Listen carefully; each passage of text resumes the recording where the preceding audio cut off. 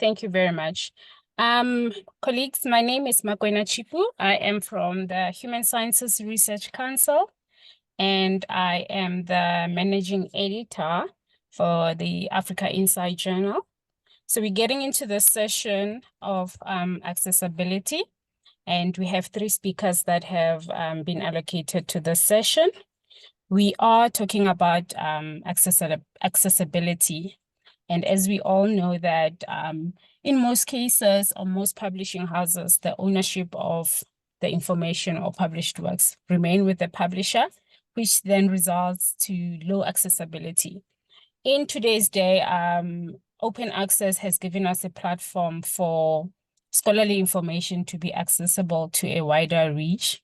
So Mrs. Susan Voltzman, who is no stranger to most of us, is going to be talking about actually giving us an update on the open access landscape in South Africa. And her focus is mainly giving feedback, a report back on the Diamond Open Access. I can briefly read her bio, and we can read in our own times further to just give us a background of who she is if we are not too familiar with her. She is the director of the Scholarly Publication Unit in the Academy of Sciences in South Africa, and she's mainly responsible for driving the open science agenda. And, she raises awareness around visibility, discoverability, accessibility of South African journals, and then to improve on the research outputs in South Africa and to support. And when I say support, I really mean that she does support. She is my go-to person when it comes to issues that I have. So Susan, I'm going to give you 10 minutes. The floor is yours. Thank you.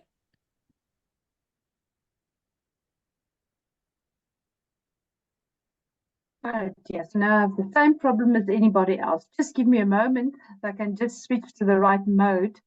Oh, I hate it when this happens, let me tell you that.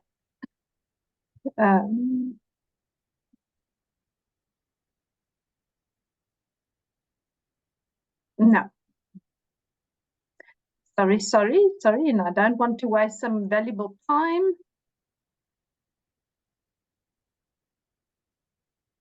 And it's still not presentation mode, right?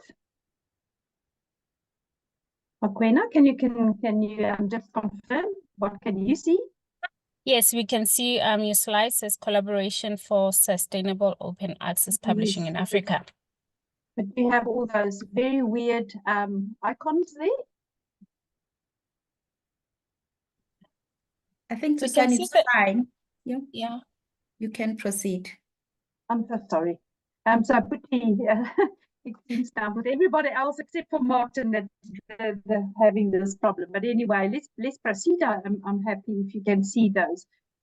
So I'm really going to rush like a mad woman through these slides because I thought I just want to raise awareness for this very particular project that ASSAf is involved in. The project is called the Collaboration for Sustainable Open Access Publishing in Africa. And as I said, this is a draft South African report. Just a little bit of background to this particular study. So this project was launched in November 2023 by IPOL, African Journals Online, and WACRIN, which is the West African Research and Education Network.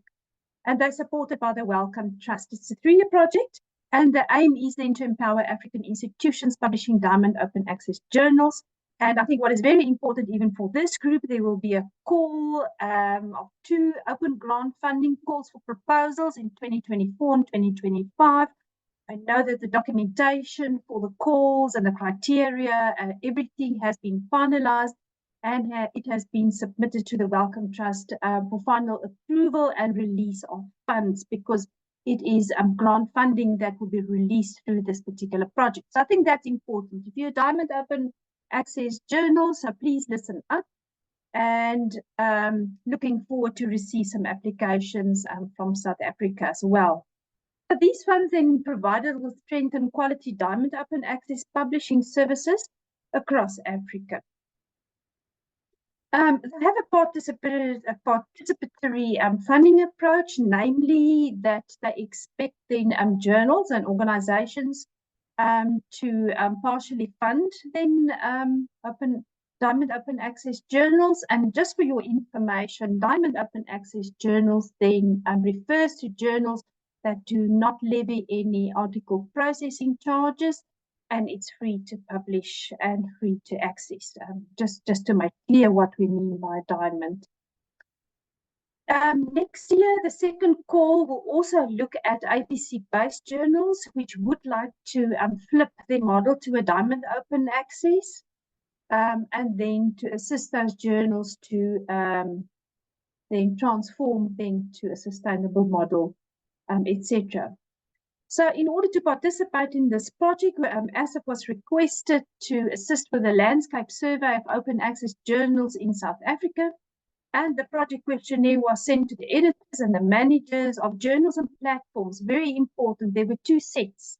So the one pertained to individual journals, that is Diamond, and then, of course, platforms that house Diamond journals. So in both cases, we received 17 questionnaires back from journals and 17 from portals. That represents about 65% return rate on the questionnaires, which we thought was sufficient at least just to start exploring the subject field, etc.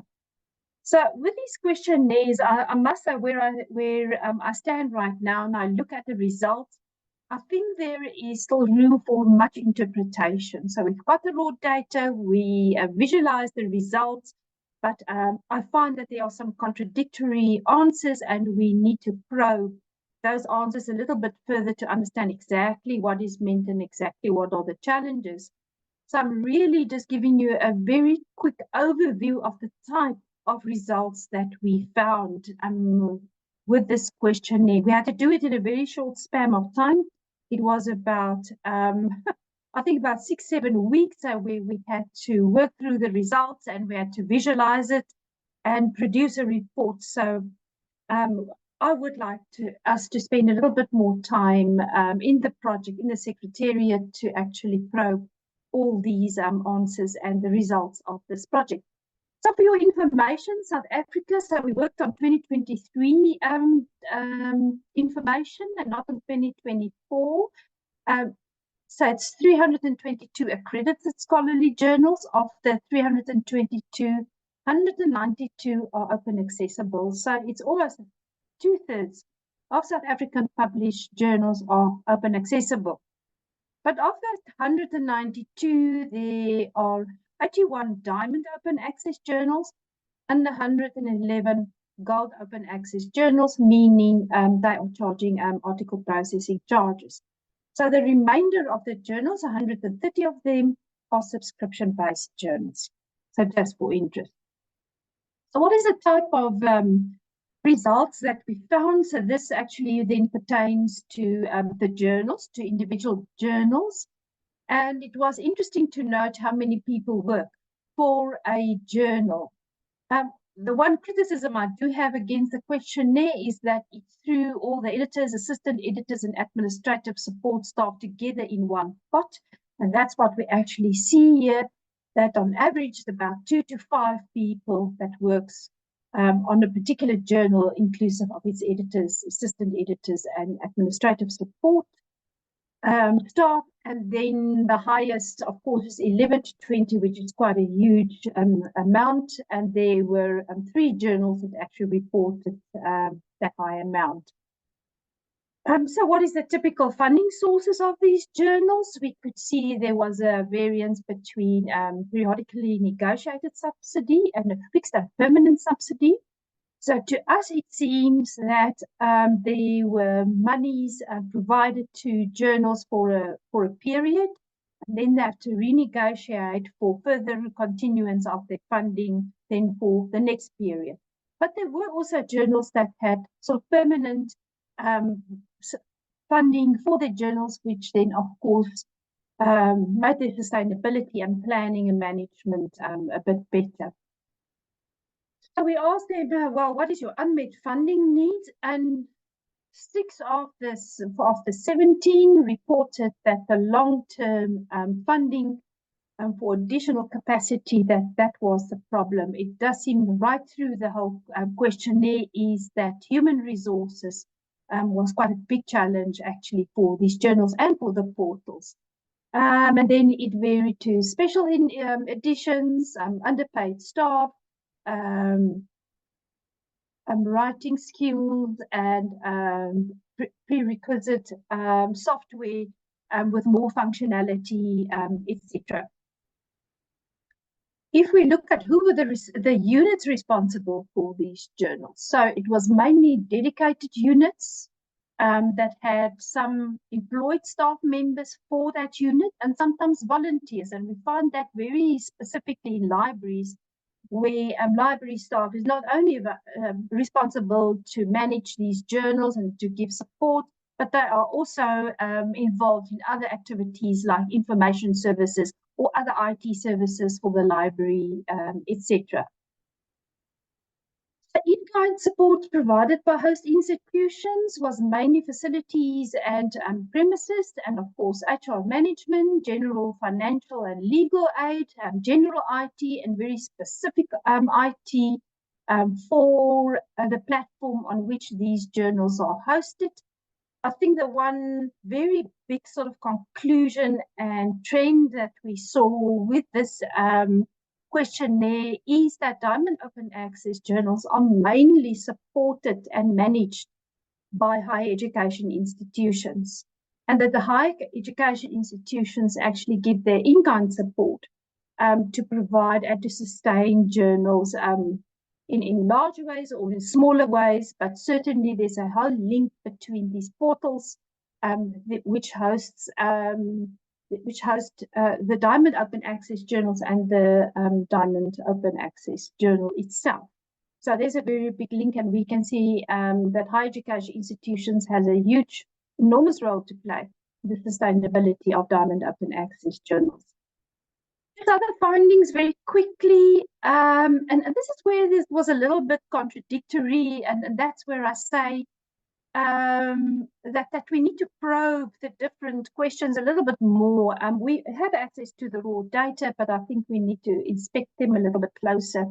And that is that there was reported stable to very stable funding, and it's sometimes contradicted because they complained about the funding as well within this questionnaire. 15 journals reported annual approved budgets, so they could at least function under that circumstances. And 11 journals don't have a sustainability plan. Most of the journals have editorial policy guidelines. 15 of the 17. Now my question immediately arises, why only 15 and not all 17 that responded? So we need to check that out and validate that number. Double-blind peer review seems to be the norm. IT support services was mainly fully outsourced, whether being it in the institution themselves or from external companies that would support them. But it seems that that was taken care of in quite a good way. Online workflows, 12 from 17 reported that they're using some sort of online content management system, and some said some online, and we are experiencing the same, that some journals do not use the full online content management complement of software. They just use it perhaps for authors to submit, or they use the web interface to have a journal web presence. So there's still some problems, and one have to look at those. And most use the Open Journal System PKP software, and of course Crossref DOIs were used, and org IDs 13 from the 17. And that does show that there is a commitment from the institutions to actually subscribe to Crossref, so that journals can actually allocate DOIs on the one hand side. On the other hand, ASSAf has been quite instrumental to provide access for journals to DOIs as such. So we can see that we are reaping some benefits. Is there any collaboration amongst journals? They spoke about communication services, and you can see there's a whole list: editorial, production, IT services, training support, and some even said none, which was quite a high number. And one even said don't know. But I think the collaboration is mainly where journals are part of a portal, and it's hosted by a university, where there's more some collaborative effort between the different journals on the portal. And that singular journals might not actually experience the kind of collaboration that we alluded to during this questionnaire. So what's the number of editorial members? You can see there's one huge outshooter of 47 editorial members, and then you can see it tapers down, and there's even higher numbers at 30 and 20 and 15. And now again, one will have to go and look and see, well, what is the role of those editorial members and why is it so high? And what is the value of having these very large editorial boards, so to speak? So this needs some more interpretation, but it is a figure that really made one wonder and question in that regard. So again, what is the overall challenges faced by journals? Of course, financial constraints was one of the biggest, and then a lack of human resources was the second biggest in this question category as such. And then we come to the portals, or the platforms rather. We decided later on to rather call it platforms, where a number of journals are actually hosted on. And I must say, it was quite embarrassing, is when we were approached, we actually thought that, and we discovered that we did not really know, and we didn't have a comprehensive list of which of those portals to be considered for this study. So we had to go and do some desktop research to discover who are those portals that actually host these journals, etc. So we identified 25 portals in South Africa hosting open access journals, not only diamond open access journals, but really gold and diamond open access journals. So there were 25 of those. And again, like my disclaimer says, although not exclusively limited to diamond open access journals. So we identified them all, the URLs, who were the managers of those portals. So it was a really very interesting and a very necessary information collection exercise that we had to go through. And then, of course, the questionnaire was then sent out to them. So here you can see the names of those portals, and you will also recognize there were most of them are actually associated with universities.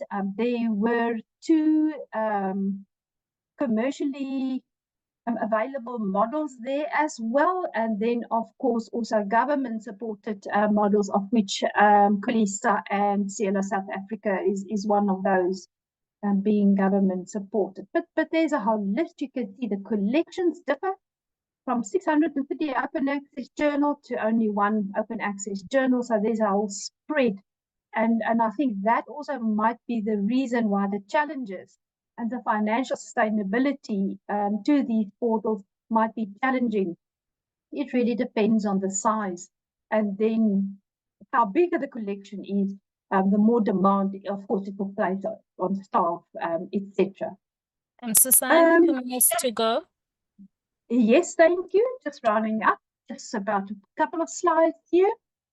So the units in the port responsible for these portals, I have set in my journals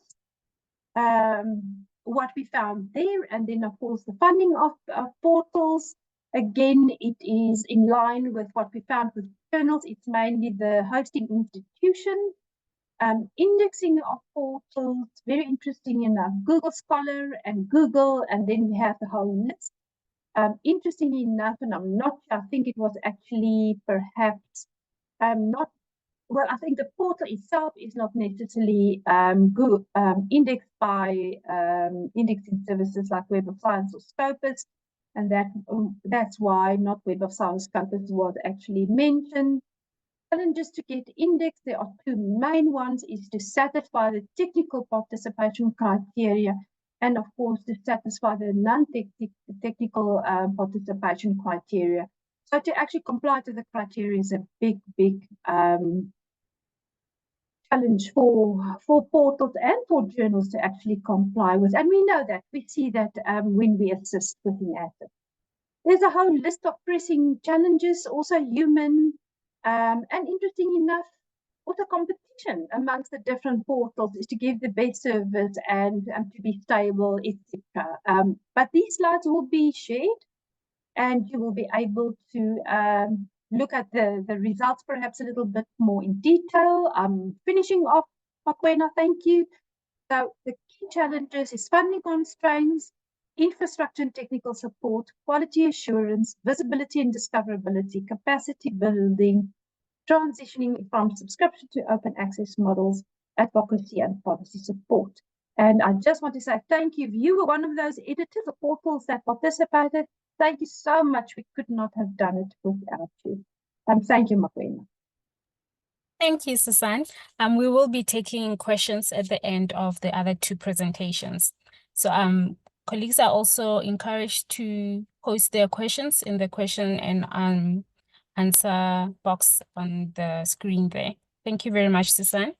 Our next speaker is Dr. Hugus Steve Ndinga Humba Binza. I hope I've said it correctly, Prof. Dr. Hugus. And Dr. Hugus is a senior researcher at the Center for Advanced Studies in African Society at the University of the Western Cape.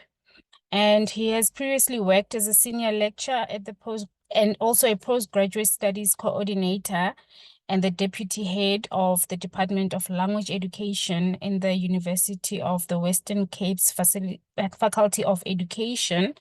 And before that, he had held various positions ranging from postdoc fellow researcher and a senior researcher at the Center for Text Technology at the Northwest University in the Potchefstroom campus. So, Doctor, you may proceed. Thank you. Thank you very much. Actually, your pronunciation of my surname is very good, Ndinga Kumbanza, with a French spelling, and also excuse my French accent. And I hope you can see me. I kind of struggled with my camera earlier on. Are you able to see me? Yes, we can see you. Okay, thank you. And I also hope that I'll be as good as Mrs. Feldman. I really enjoy your presentation, ma'am. I hope I'll be able to match. Okay, this topic, first of all, it's just a thought that I had earlier on from my own experience as editor for Lexicos and editor of a journal that we're trying to resuscitate at CASAS. So I'm going to talk about slightly about what, I mean, the extent of the issue from a short survey that I've just done, and then we'll probably engage in a discussion and see what suggestions we can make from the discussion. Now, I mean, I don't know whether there are some people in this forum that are not acquainted with this issue, but I mean, what we know that actually most journals actually have often ask authors to pay for the published pages in their journal, and we know that this process was initially introduced just to cover the printing of an article, and also many other costs that were necessary for the journal continuation. Now, currently, because most of journals are now open access journals, and most journals are online, and we don't print anymore, but still some journals actually still pay for various other costs, such as typesetting. That's the case of Lexicos, for instance. We do pay for typesetting, and then some journals will still pay for online hosting, those journals that are not hosted by the institutions. So for all of these, so there's still need for page fees and publication charges to be paid to the journals. Now there is that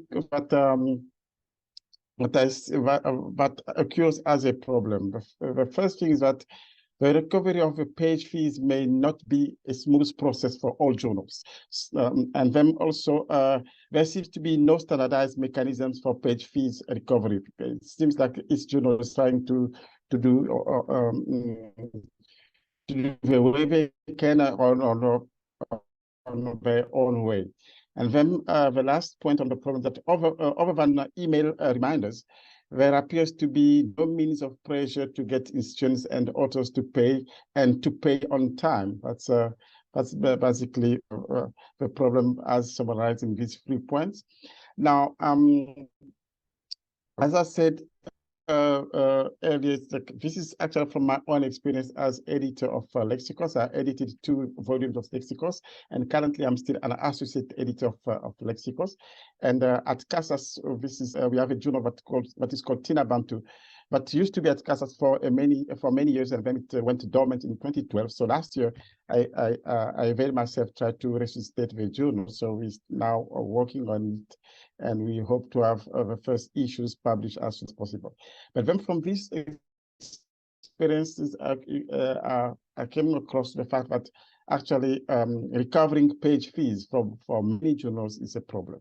Then I thought, oh, maybe it's not just a problem for Lexicos, because I can tell you it's really a problem for Lexicos. And Lexicos is published by the VIT, the World Book from the Afrikaans Center.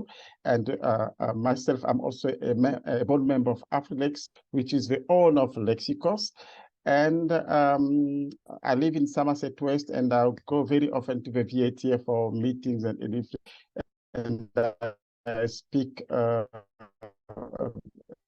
lot with the editor-in-chief of the VATA. So I in terms of page fees recovery is really a problem. So then I thought, okay, maybe let me just try to see whether it's not just a problem of like a selected group of journals. Maybe it's a nationwide problem or something like that. So then I decided to initiate or to conduct a very short survey, which I believe is not completed yet, and I intend to extend it for many other journals in future.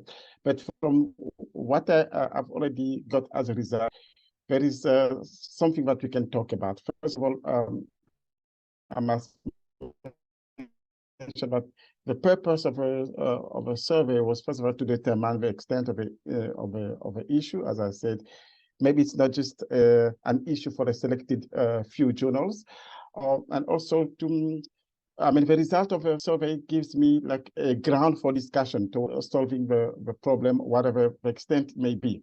So what I did, I just designed about 11 main questions, but I sent to 35 journals.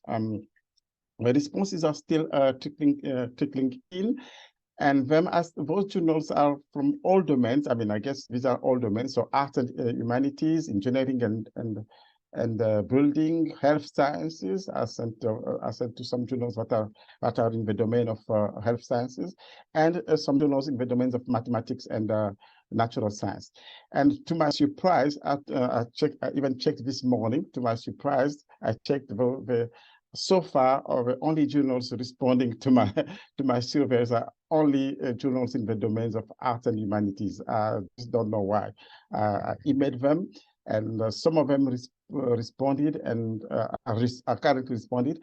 And I also realized that some of the emails of these journals are actually outdated because the emails that are sent are actually bouncing back. So please, editors, check the emails of whether the emails of your journals that are on the internet or online are accurate. And then so this is what I get as a result from the current result. From the current responses. So as I said, the responses are still trickling in, so are still coming. Probably this result may change maybe at the end, by the end of the next, by the end of the day, or maybe by the end of a week. And I will still keep the survey open until probably when I feel like, okay, maybe I must stop now. So it's still open to the authors to the editors that I sent it to. And if you want to also respond to the survey, you can just send me your email, and then I'll send you the form, and you can just try to give you answers to those 11 questions. Now, to the question whether to the question how the journals see let's say the editors see the issue, see the problem as an issue for the journal. So you can see that 70% of the current respondents see that it's a problem for the journal, and only 43% don't see it as a problem. Okay, so then why? Then there are some reasons from the responses that I got, and because, as I said, it's 11 main questions, all the responses, and I try to understand how the narrative behind all these responses.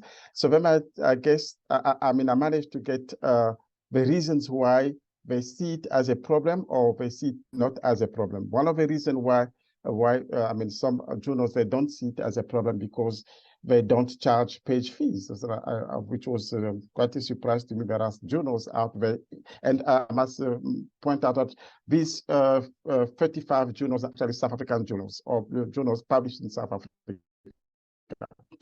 So, some of the journals don't charge page fees, so then this won't be, recovering page fees won't be an issue.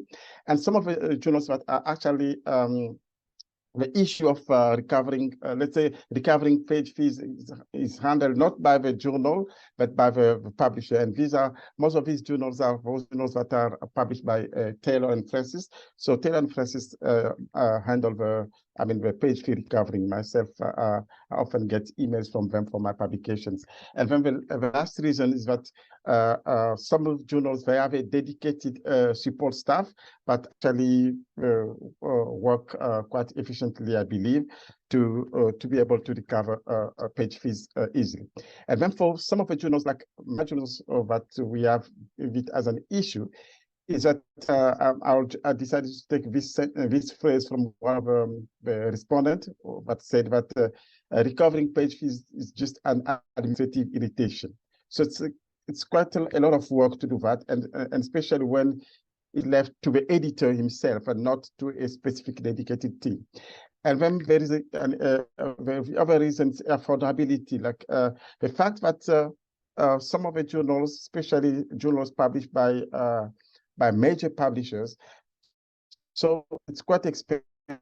So then many emerging researchers and some researchers in low-income countries best pay page fees, especially if they're paying on their own.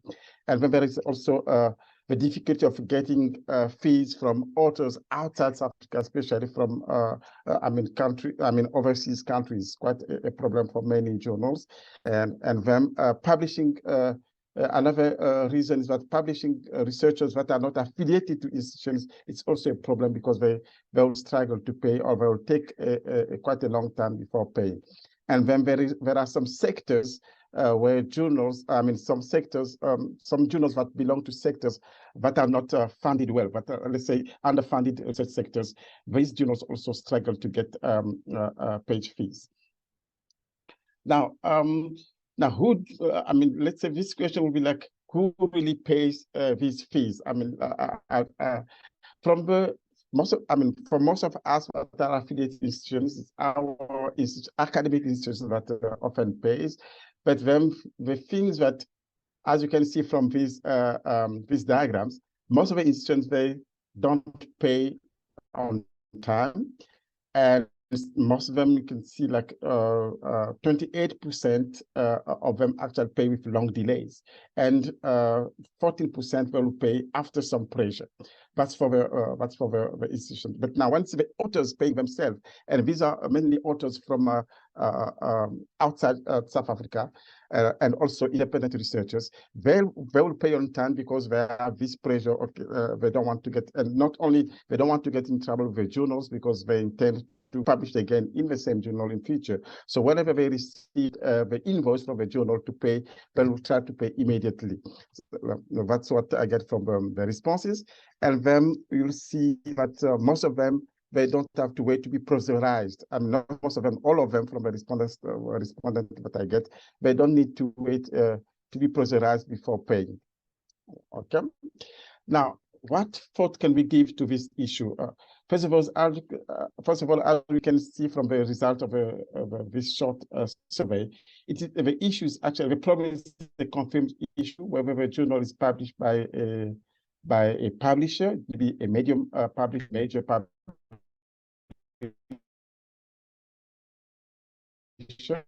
because in the in the survey indicate whether they're being published by a major publisher or by a medium publisher. So a major publisher will be like Tyler and Francis, and the medium publisher would be like UNISA. So this is just to give you an example. And then there are also journals that are self-published, and most of these journals are just affiliated to a university and self-published. Now, after this result, there are some point of discussion, 3 of them. The first one will be like, can there be mechanisms put in place to support journals struggling with page fees recovery? And the second question, how to engage the responsibility of institutions? As you can see, that many institutions are not paying on time, and that journals need money to continue functioning and to cover the cost of in terms of sustainability and continuation. And the last 2 minutes question. to go. 2 minutes to go. Okay. Yes, some of this. I'm going to my last slides, ma'am. Now, how to deal with the overseas authors. So what I'm suggesting here is that, first of all, maybe institutions should think of budgeting for the journals, especially institutions that are journals that are actually attached to institutions. They must start budgeting, like the institution must consider the journal in the budget, and the same way the budget for department. And then we must also engage with publishers, because most of the publishers, these are commercial companies. So their processes are a bit capitalistic, so then the journals don't really gain that much. And then the second question, maybe we must think of a new role for CLO or the National Scholarly Editors Forum, whether they can play as representation or advocate for journals within institutions, and also leading journals to report on these kind of issues as well. And then the last question, maybe we must also extend the role of CLO to see whether they cannot try to play for getting overseas authors to pay, and maybe work with the NRF and ASSAf, and as well as with local publishers, to set up an organization that will be trying to deal with authors, with overseas authors, the same way like we have institutions dealing with copyright in terms of music, in terms of books, and so on. So so that's these are my suggestions, my thoughts and suggestions on this issue, ma'am, and thank you very much. Thank you very much, Dr. Ndinga Kumbambinza. We will be taking questions, but I have noticed there is a question in the chat, but we will attend to those in the question and answer sessions. Thank you. Our next and last speaker is Dr. Thabiso Motaung from the University of Pretoria. Dr. Motaung is an academic and senior lecturer in the Department of Biochemistry, Genetics, and Microbiology, with affiliations at the Forestry and Agricultural Biotechnology Institution. Dr. Motaung is actively engaged in various open science initiatives and serves on the board of directors at ASSAf Bio and advocates for preprints as the local hub's community lead in Pretoria. Additionally, he contributes as an editor at eLife, reviewing manuscripts under the new model, working with peer reviewers in producing eLife assessments and public reviews for reviews preprints. So, Dr. Motaung, the floor is yours. You have 10 minutes, so you may proceed, please. Thank you very much for the introduction. I hope you can hear me. If not, please let me know. Thank you. We can hear you. Awesome. Thank you to the organizers for inviting me to come and talk about this topic. So, exploring the landscape of preprints and innovations in peer review. So, I'm going off tangent here in terms of what has been discussed, from fees to no fees at all. So, I hope you find this interesting, and I hope to get more questions. And I'll try my best to answer as many of them as possible. So, without wasting any time, and given the amount of time, of course, that I have, I want to talk about what are preprints and why they matter.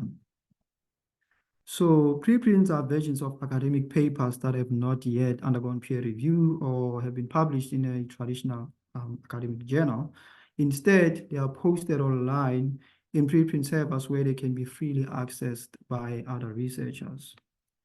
So let me just get my cursor here so I can point to what I'm talking about.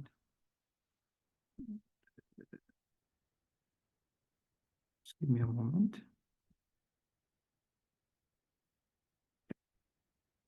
I hope you can see it. So Yes, we can compare- see your screen. Perfect. Can you see my cursor? Can you see? Let me see. Yes. All right. Awesome. We could. Okay, so compared to traditional publishing system where manuscript may take a while before it is available to the public, sometimes even rejected by some journals. So preprints are available within 48 hours of screening, and there they can be commented on by experts in the field or just a general public. And they can even be sent to a journal for publication, and I'll explain this later on. So given this, preprints have several benefits, including the fact that they can bypass traditional publication delays. They promote inclusivity and free access to scientific knowledge. Essentially, anyone with an internet access can read preprints. They also allow researchers to share work openly and receive feedback early in the research process, so they enhance collaborations. Posting a preprint also establishes priority for discoveries because there's a date stamp, and preprints are also citable units. So there's a date stamp as to when the preprint was posted online in a preprint server. So they can help in early feedback, which may lead to higher quality research outputs compared to the traditional manuscript that we send to the traditional journal publication system. Beyond that, preprints can also serve as evidence of productivity in grant applications and progress reports. I know this from my own personal experience, and therefore they can be considered a demonstration of an investigator's research output. They support early career researchers and scientists from underrepresented groups where things like fees are quite a challenge. And then because preprints are posted in preprint servers, I thought I should also touch on preprint servers. And no, I thought I should also talk about the role of preprints in emergencies. I'm confusing my slides now, sorry about that. So preprints have played a very important role during the COVID-19 pandemic. For instance, they played a role in sharing of research findings that fed the response to the COVID pandemic. Things like major breakthroughs related to vaccine development or treatments were communicated first via preprints before they were published in a traditional journal. Preprints can also play a very important role in tackling plant health emergencies, and a very good example of this is the wheat blast, which could have been of which the response could have been improved using preprints. But preprints also played a role as early warning systems for potential outbreaks or hold jams, which are potentially critical in preventing future pandemics. As I alluded to, I also wanted to talk about preprint servers and how they came about. So essentially, where this preprint movement began. So posting of preprints began a long time ago, but the first electronic archive for preprints was developed around the 1990s in the form of archive. And this was originally designed for physics, computer science, and later evolved to accepting preprints in computer science and maths and other related fields. Seeing the success of archive, then biologists or life scientists decided to develop their own preprint server, which will cater for preprints specifically in the life sciences in the form of bioarchive. So this is one of the famous archive. And around the 2019s, around 2019, medArchive emerged, which catered for preprints in the medical and health sciences research. And since then, there's been a number of preprint archives that have came to light, including one of the first preprint archive in Africa called the African Archive. There's also one preprint server that I know of in South Africa called the University of South Africa Archive, or UNISA Archive. Among those developments were also other significant developments, such as the eLife new model of publication, which only accept pre-printed papers for peer review. So no other type of manuscript is accepted unless if your work has been pre-printed. So this was quite an exciting development. In addition, funding bodies and research institutions, among others, are now supporting the use of reviewed preprints in research, especially in the global north. I don't know of any funders in Africa or in South Africa that really support this, the review of preprints and research assessment. And this includes big funders like the Bill and Melinda Gates Foundation and Wellcome Trust. But also quite excitingly, many academic publishers, I think many journals that we know of, are now adopting policies regarding preprints. This means that you can post your preprint online, freely online, but you can also submit it for journal publication. And of course, some of our local journals are also following in this lead, including the South African Journal of Science, which has a policy regarding preprints. So this is quite exciting. And of course, I've touched on eLife accepting only preprinted material for peer review, and this is the model that I'm going to discuss in the next couple of slides. But first, I thought I should talk about public peer review of preprints. So I want to emphasize that it's public peer review of preprints, and that's very important. So the process of public reviewing of preprints, the process of being a preprint reviewed by, it's the process of having a preprint reviewed by experts in the field before it is officially published in a traditional journal. So the preprint is been reviewed before it is sent to a journal, and these reviews are available publicly. And there are several platforms that perform this service for free, including ASSAf, BioCrowd, Review. Hopefully Johnny will talk about this later on, Review Commons, and of course eLife that I just talked about, and Peer Community In. These are some of the platforms that perform the service of reviewing preprints.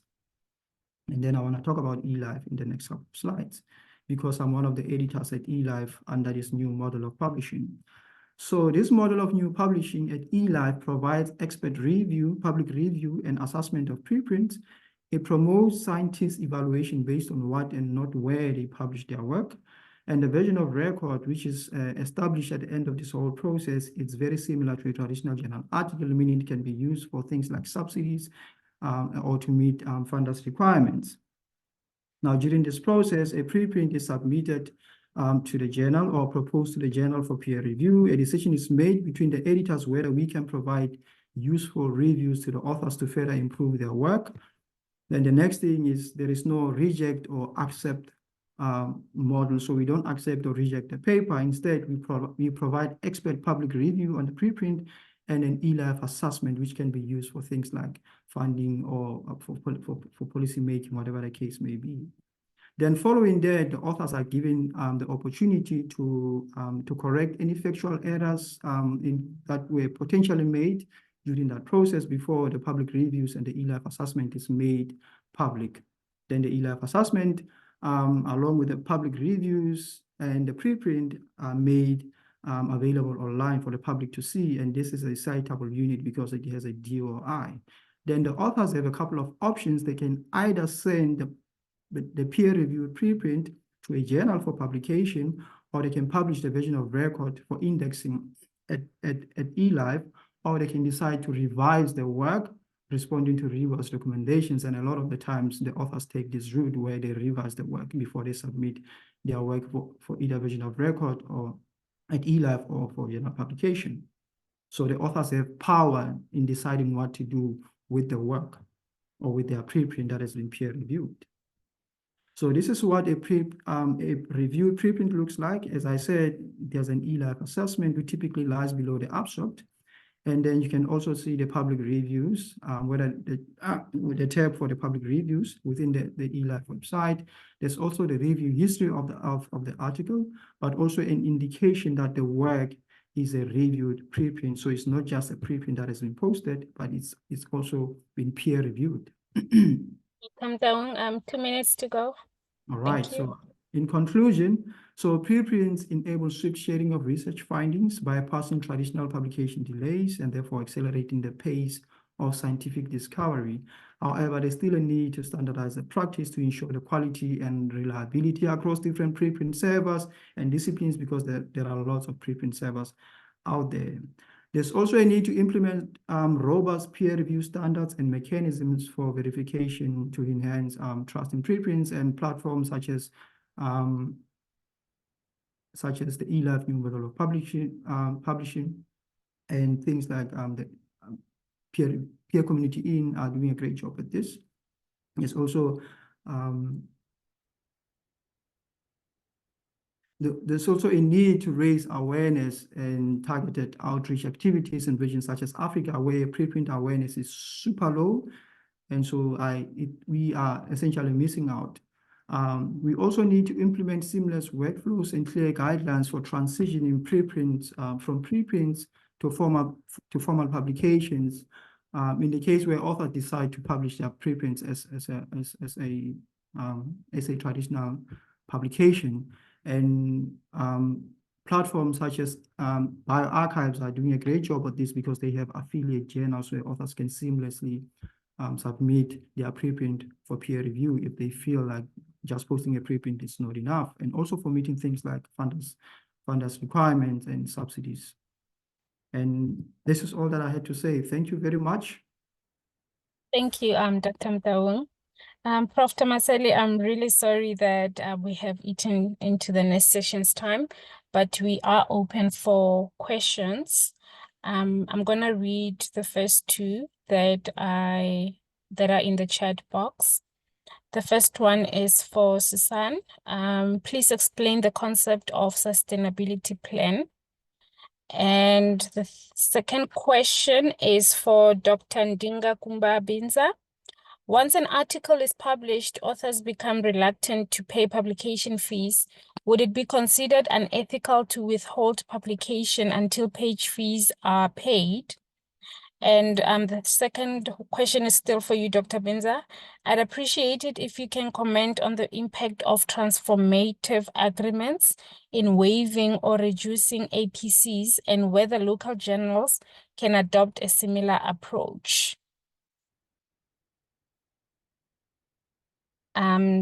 Susan, would you like to go first? Yes, thank you very much, Makwena. So what is a sustainability plan? It is a plan for your journal it's almost a strategic plan for your journal where you outline many things. How many articles will you publish? Do you want to increase them? What is perhaps is there some projections on your rejection rate, etc.? And then, of course, a very important part of that strategic plan is then the financial sustainability of your journal. Do you expect to receive funding from your institution over a period of time or not? And if not, will that funding then decline, or what will happen to that journal should the income or the funding of that journal decline? All that type of plans for a journal, just to ensure that it is sustained. Thank you, Makwena. Thank you, Susan. Dr. Binza? Yes, would you please repeat the second question? I just see it on the chat box. Okay, let me quickly open there.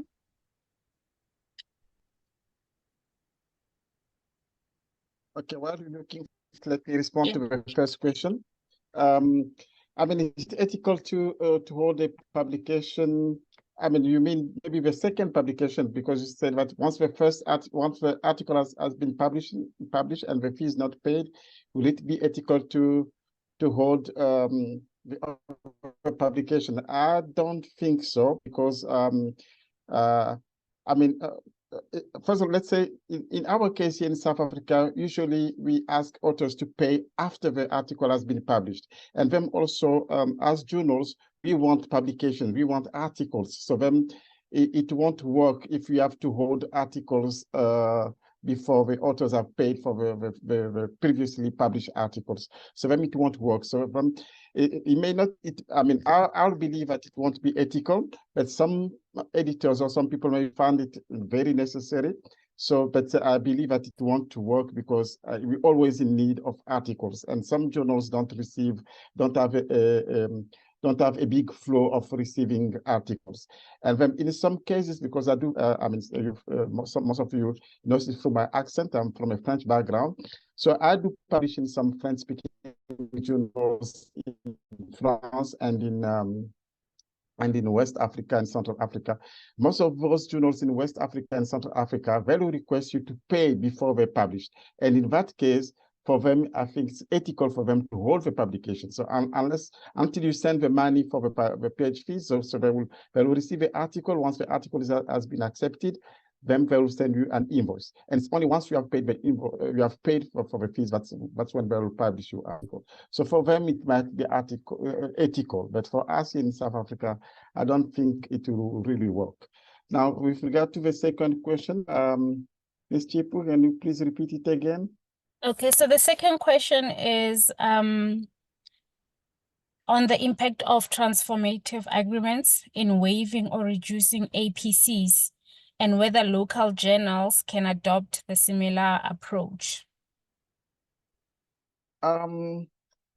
As I said in my presentations, there are journals that don't charge page fees, and it works for them because they have other means of fundings. So if all of us can, all the journals we can have other means of funding, we can get more budget from our institutions. Like, I can tell you, Lexicos doesn't receive any budget from the University of Stellenbosch. So, and the only budget is from the VAT, which is also doesn't have a lot of budget. Lexicos in the past used to be funded by Afrikaans organizations, but since the number of articles published in Afrikaans in Lexicos has been decreasing and getting less and less, so these institutions also decided to stop the funding of Lexicos. So then now we run into problems. So which means that if Stellenbosch can decide, okay, we're going to fund Lexicos, then I'm pretty sure that our publisher, which is a VAT, will be willing to waive the publication fees. So it's a good idea, but we need there is a need of money. So if somebody can fund us, of course, like the case of those journals that don't charge page fees, I'm pretty sure that they do have other means of funding. Maybe the university is providing for them, or maybe they have sponsors, which is the case of, I can also mention this is the case of Tinabantu, for instance. CASAS used to be a private organization, and CASAS used to have big funders until 2018 when CASAS became a part of UWC. And then since being part of UWC, so of course, some organizations that only funds NPOs are not funding CASAS anymore. So in that case, CASAS doesn't have money anymore to publish the journal for free as they used to do in the past. So in this case, then we have to charge page fees. So that's what I can say. Yeah. Folks, we're running Thank out you. of time. Yeah, we are. There was just one question for Dr. Mtaung, and I'm going to give him 30 seconds to respond. The question is, are cited preprints allowed? Are preprints portals accessible to LLMs? So I don't quite understand the question. If they can please clarify what they mean allowed and what are LLMs. Okay, maybe they can type in the chat and then we can take it on the chat. Not a problem. Thank you. All right, thank you. Thanks, Prof. Tomaselli. Thank you very much.